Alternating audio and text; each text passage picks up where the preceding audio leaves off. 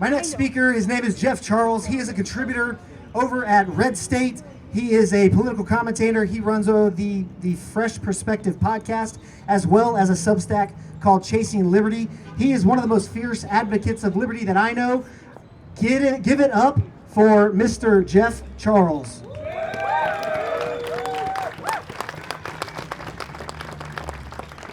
All right. I have a question. I want to start with a question.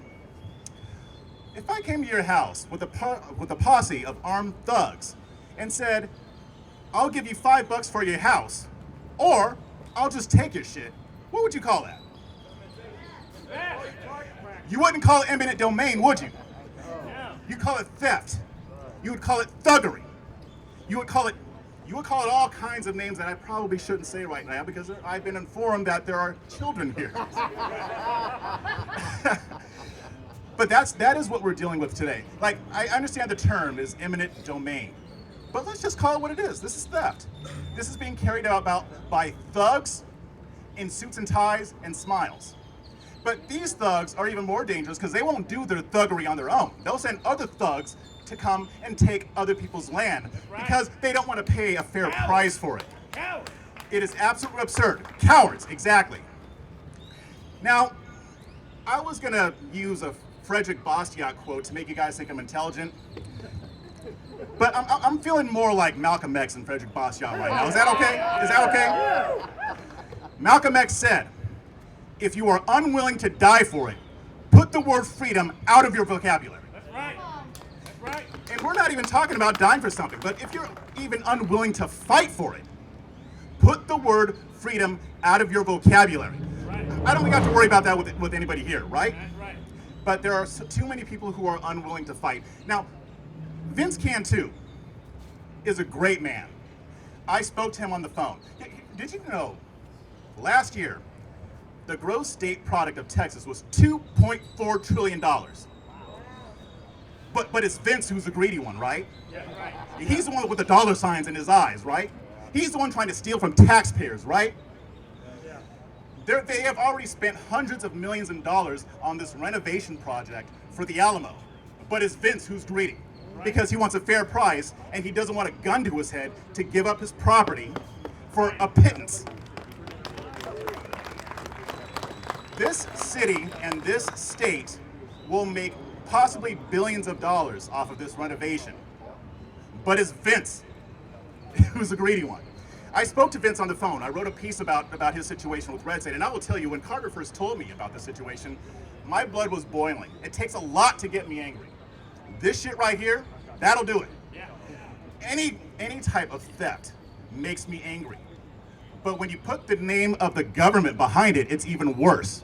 Because they have the monopoly on violence. And let's not kid ourselves. This is being done at the end of a gun. If he decides not to give up his property, what are they going to do? They're going to send men with guns and badges to forcibly use physical violence to remove him. When I spoke to Vince on the phone, I did not hear a greedy man. I heard a father. I heard a husband. I heard a businessman. I heard an American. Even more important, I heard a Texan. The way they're treating this family is absolutely ridiculous. I had the pleasure of meeting Vince's wife and his daughter as well. I didn't see dollar signs in their eyes. I see regular people who just want to be given a fair shake and they don't want to have their shit stolen from them. If one of us did something like that, we'd be thrown in a cage. Yep. But if you get elected to a certain position, you don't really have to worry about that now, do you? Right. But you know what they do have to worry about? They have to worry about people like us who will stand up and say that this is wrong. They fear people who are willing to apply that pressure. Politicians, God bless them, God bless you, Chris, but politicians in general are weak people, except when Chris gets elected, because that way we'll have an actual politician who isn't a pansy ass.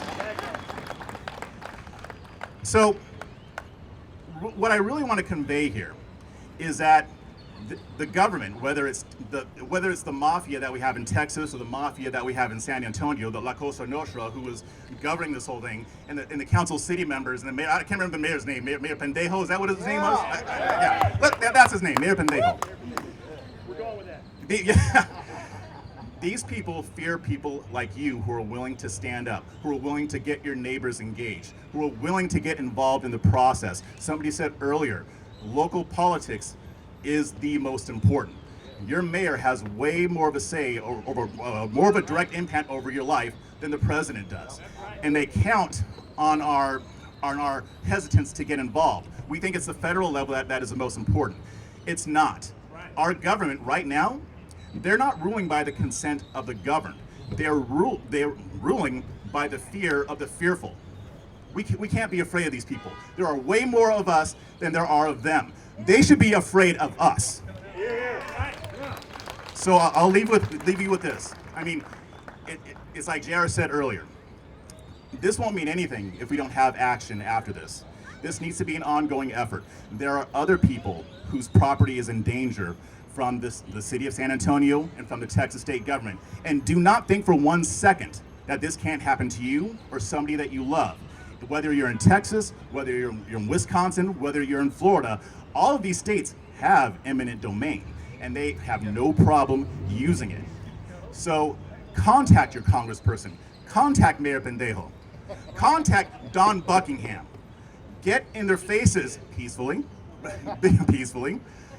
get in their faces. You know what? Contact these local media assholes who are calling Vince greedy. They wouldn't even give him a chance to tell his side of the story.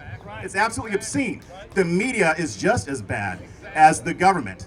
They need to hear from each and every one of you. They need to hear from each and every one of your friends and family members. That's when they will listen. If we're silent, that's what they prey on. So get involved, scan those QR codes, and you know what, before I sign up, let's give Vince and his family a hand. Because they've been strong through this whole thing.